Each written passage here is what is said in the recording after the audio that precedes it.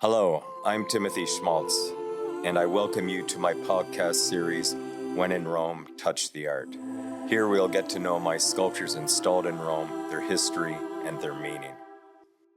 In this episode, I introduce my new studio in Rome. Let's begin. Well, here I am in my first Rome studio, and I'm very, very happy about actually acquiring a space here that I can create, that I can sculpt so close, basically a part of the history of Rome. This is a city that has inspired me for decades, ever since I was first interested in sculpture. And I'm curious to see how it's going to affect my artwork, spending time to create within this space here, steps away from St. Peter's Square. I do believe it will have an impact on my artwork. I'm just very curious about what will unfold and how this new environment will reveal itself throughout my artwork. I think it's always interesting to set up a space that is very spiritual, that can affect what I do. And I think it can almost be something so subtle, so discreet, that I might not even be aware of all the specific details.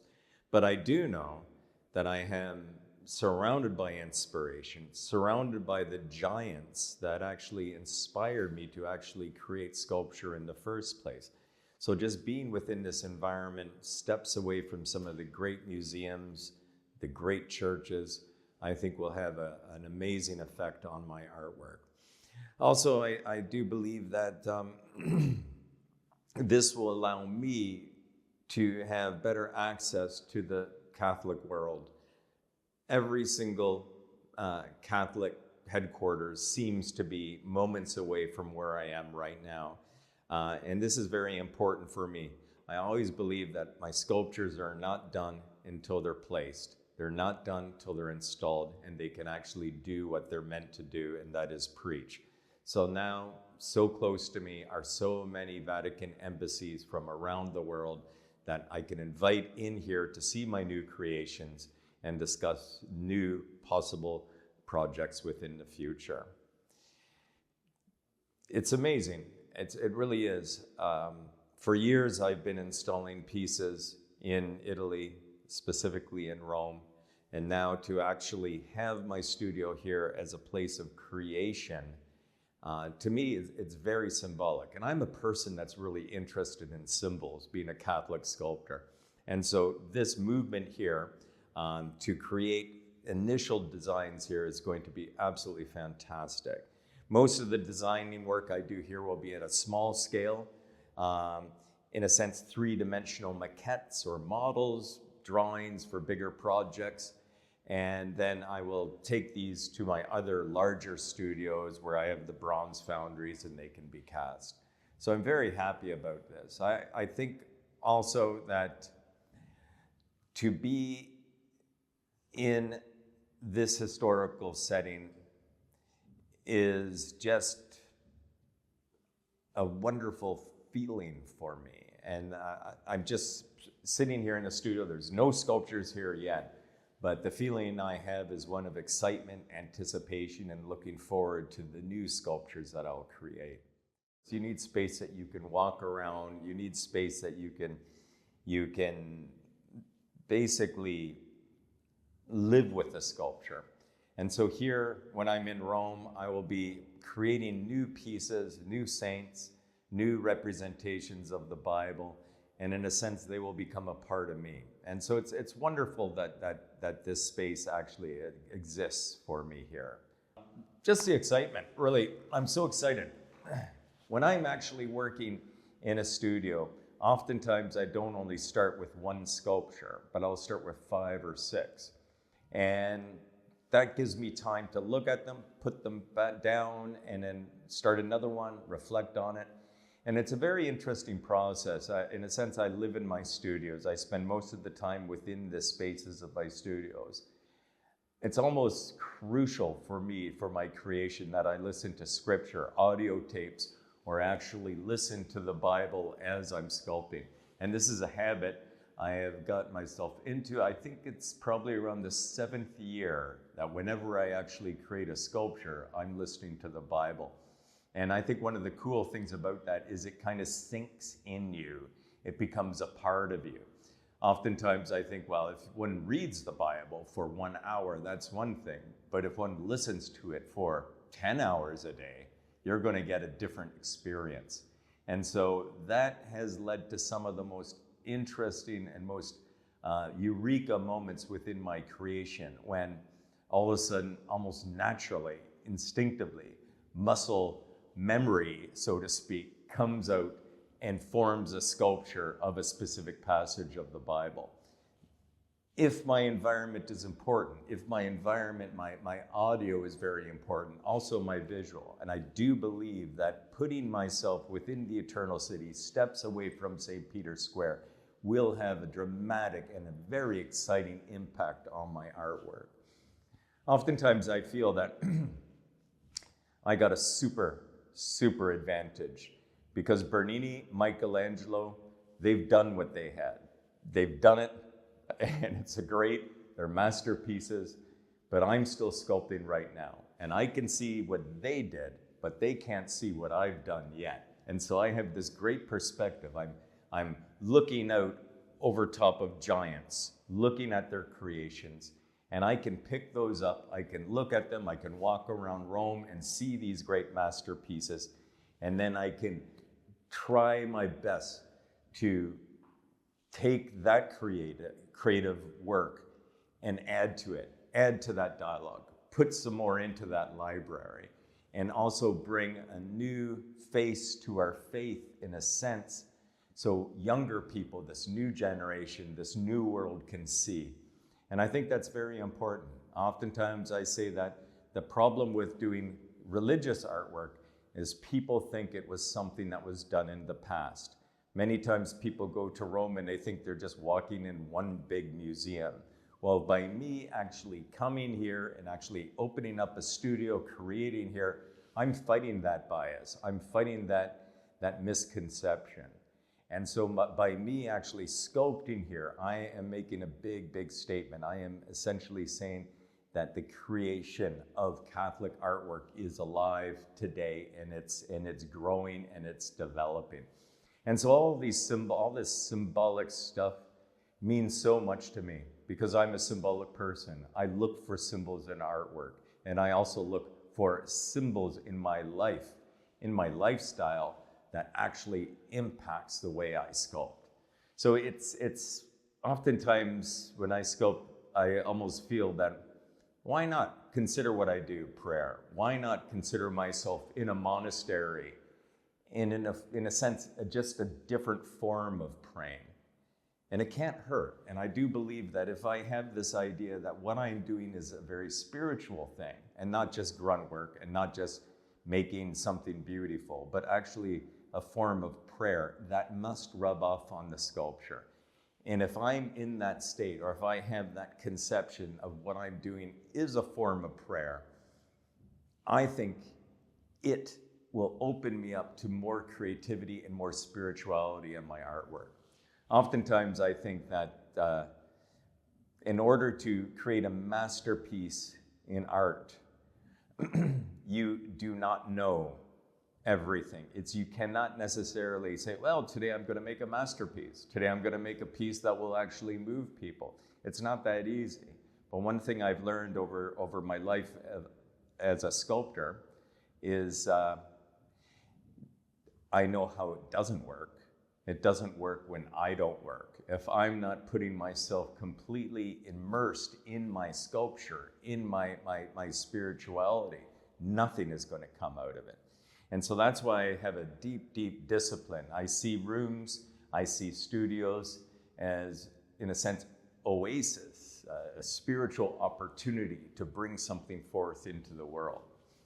And yeah, I do believe also that because of that, we as a culture need to open up our idea of what prayer is, what our idea about spirituality is. I remember my spiritual director, Father Peter Laracy, he once said that Religion is the architecture that houses our spirituality. And for me, a studio is the place that's like a chapel for Christian artwork that is created in form and then put out there in the world. And so hopefully the studio will create new pieces that will, from here in Rome, go out all over the world. And that's my hope. And I do have hope. I have absolute faith in the power of artwork. I have faith that, this is what I always think of, I have faith that there are those masterpieces that will blow people away, that with one glance at them, they would be converted, that they would see God, they would absolutely understand spirituality. And it's my responsibility to bring them into focus. It's like one of the great legends about Michelangelo is he said that the figure already exists in the block of stone, and it's my job to just release it from the excess material. Well, I don't do stone, I do bronze, but I do have a very similar analogy. It's almost like on this Platonic level, all of the beautiful sculptures exist, all of the sculptures that have so much power they can stop people in their tracks. And it's my job to pull them down and bring them into the world, from the heavenly sphere to our earthly plane here. And it's only hard work and it's only time that is going to allow these pieces to be pulled down. And it's almost like I have to give all of my strength to make this happen. But I do have that faith. I do have the faith in the power of artwork to actually convert people, to change people's minds, to make a better world. And I really do believe that. It's just, I have to work hard. I have to spend all my time to, in a sense, untie that knot and release them down here to this world. And it's a very hopeful idea. It's a very idyllic kind of, and a lofty idea about artwork. But you look at Rome here. You look at how many millions of people come into St. Peter's Square. You look at how many look at the Sistine Chapel ceiling over year after year. The impact that that has on a culture, on generations, on millions of people.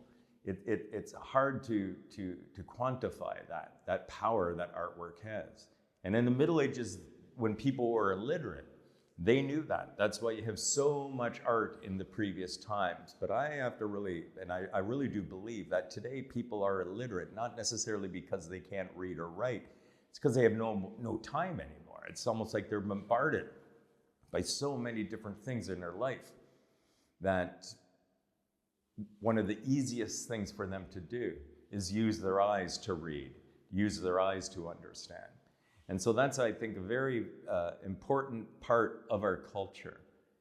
And another analogy or a thought that I have is when I first started sculpting when I was 19 years old, and I knew I wanted to be a sculptor when I was a teenager. I won a prize, a national prize in Canada, sponsored by the Canadian Tea Council. And so out of all of Canada, I got the first prize. It was $2,000. I had to go down to the Canadian Tea Council headquarters, which was in Toronto. And I was sitting there, I had actually a cup of tea, and I received my award. And I was talking to the president of this organization. I said, "What's this organization about?" And he said, "Well, we are an umbrella organization that advertises tea for all the big tea companies." And I thought, "Oh, this is very interesting. You have to advertise for tea?" And he said, "Oh yes, if we don't, and the statistics show, if tea is not advertised in Canada today, people stop drinking tea." And he showed me all of these advertisements, these billboards. Some of them were failed billboards. There's one, tea, it's not just for old bags. It didn't make it. It was just sitting in the headquarters there. And the fact that if tea is not advertised, people do not drink tea is what hit me when I was early sculpting. And I realized there the power of visual, the power of getting your face out there in a sense. And that's, I think, what the Catholic Church has to do more of. They have to put out these authentic representations of their spirituality out there on the streets. So people have the opportunity to become more spiritual and to become better people. If they're not, if there's great things done with the Catholic Church, but it's always hidden, it's a loss. It's a serious loss. And I, in a sense, I feel that it's crucial to actually bring the preaching out in a way that people can see it. And oftentimes, you hear some person preaching on a street corner with a speaker, they turn it off. So many people turn off so many things when it comes to Christianity right now. It's almost like they have a wall up. Well, one of the things that I realize, or I hope, and I think I'm correct on, is that a cool piece of artwork can break that wall and reach out to those people and bring them over and bring them to a spirituality. And I've seen that in my artwork. I've seen people that are secular agnostics that look at my sculptures and say, whoa, I'm not religious, but I love that sculpture. Well, the sculpture was just everything about the gospel. So you actually love the gospels, but you don't want to see it because you're conditioned on thinking Catholicism or Christianity is not cool. But so if I can take within my artwork, distill some of the hardcore ideas and present that out to a world, a cynical world, and actually offer them that artistic hand and pull them into spirituality, I think I'm doing a great job.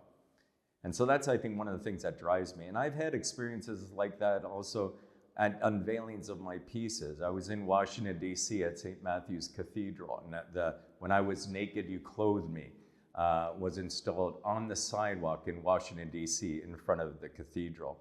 And at that unveiling, some young 25-year-old came up to me.